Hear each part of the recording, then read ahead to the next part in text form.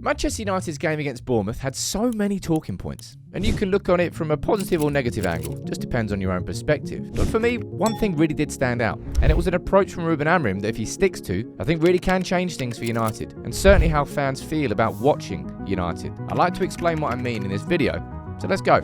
When it comes to Manchester United and Ruben Amorim, so much conversation has existed around 3 at the back, 4 at the back, 5 at the back, what's the system, formation change this, put that 3 in midfield. And Amorim's kind of dismissed it quite a lot of times, saying, look, the biggest difference maker really isn't going to be the formation itself. I think we saw that against Bournemouth. There were some tweaks, which I'll run through, but there was a bigger overall change in that game. And it's just something that has to be taken forward. Right? I've spoken about this quite a few times, and it's all around that one word, risk. Right? When it comes to Manchester United, you can go back as far as when Jose Mourinho was linked to this football club. I remember when I turned down the idea of it because I didn't want United to become that team that just sat on a 1-0 lead. Now, in that game against Bournemouth, right, we did kind of switch it up a little bit. I'm still not particularly sure exactly what it was or how it was or when it shifted and changed. But United, you can see the shape in the first 20 minutes there. We are a right-heavy team. You can see here, United's average positions after 60 minutes, which I suppose gives you a little bit more of a fairer reflection. And it kind of looks like a back four. Lenny Oro kind of coming wide. Aidan Heaven and Luke Shaw ended up being the two central centre-backs. And Diogo Dalot almost operating as a bit of a fullback. But it was more how United approached that game that I think changed it. Okay, and I'm going to pull up some screenshots from it and speak about the risk. Because I'm not just talking about when United were 3-2 down and we threw everyone forward. This is 0-0. Right, and this is United empowering Aidan Heaven to drive forward. Casemiro, by the way, look at that, just striding into position, covering him. This is kind of down to player quality, but Aidan Heaven driving out of defence and bringing the ball forward, taking a little bit of a risk. Here, for example, Diogo Dalot firing the cross in from there. How many players are in the box? 1, 2, 3, 4. Bruno on the edge in case of a knockdown. 4 players in the box. What happens? The keeper fumbles it. Ahmad knocks it into an empty net. United took risks in that first half in the way that we approached that game. Now, we could have approached it differently. Maybe it's because we're playing an out-of-form Bournemouth. But could we do that against a West Ham who are sitting deep? Maybe, maybe not. Probably not. But we approached that game with a risky high press, and it worked and it paid off because we took that risk, and it continued in the second half. This is what I mean about risk and reward. This is that should be on the subs. I don't know why that's moved, but this down here, right? United in that second half. Now, we were 3-2 down at this point when Kobe came on, so the risk was kind of enforced, but he still brought him on. He still made attacking subs, and United in this section here, right? This is us 3-2 down. You can count the players. 1, 2. That was a terrible circle. 3, 4, 5, 6, 7, 8. You get the point here. 9. And Luke Shaw's just off camera. All 10 in the opposition's half. Pushing for that equaliser. United are 3-2 down. Of course, we get the equaliser. And then we move forward to this next one here. A perfect example of it again. This is when Cunha scored, right? Šeško had just had his shot blocked. The ball drops here, but because, again, you've got Cunha in the box. You've got Ahmad in the box. The ball just drops to Cunha.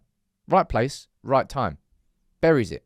United go 4-3 up. Now, of course, we concede. And I'll speak about the fact that our awful clean sheet record. But I think what Ruben Amorim did against Bournemouth was more risky than he has been in a lot of games. And when it comes to Manchester United and what United fans will have patience for, I think it's for managers and players and teams to take risks. 2 games here, the exact same result. 4-4 at home to Bournemouth and a 1-1 draw against West Ham. The exact same result. So you can't tell me that football is just a results-driven business. Yeah, sure it is if you win 38 games in a row, but no one's ever done that. And no one will ever do that. United are at the point now where performances are kind of what's going to drive the feeling going from game to game.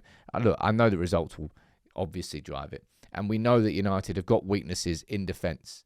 And that playing riskier football leaves more spaces and leaves United open to the counter. But even Gary Neville was speaking about it after the game. Jamie Carragher was waxing lyrical about it. Jamie Carragher was going all in, saying, it felt like watching United under Fergie and Gary Neville down the right-hand side, bombing it up and down. It kind of did in the first half against Bournemouth. It felt like United at Old Trafford, puffing our chests out, putting a team under the cosh. And look, if our finishing was better, that game would have been buried. By half-time, it would have been. And I think in the game we've got coming up, you've got another very good example of how risk might be how we win the game or have a chance of winning the game. We're playing Villa, right? They've won 9 on the spin. We've got Casemiro out. We've got Amad and Mbeumo who are at AFCON. We've got Maguire and De Ligt missing from the central centre-back position. We've got quite a depleted squad.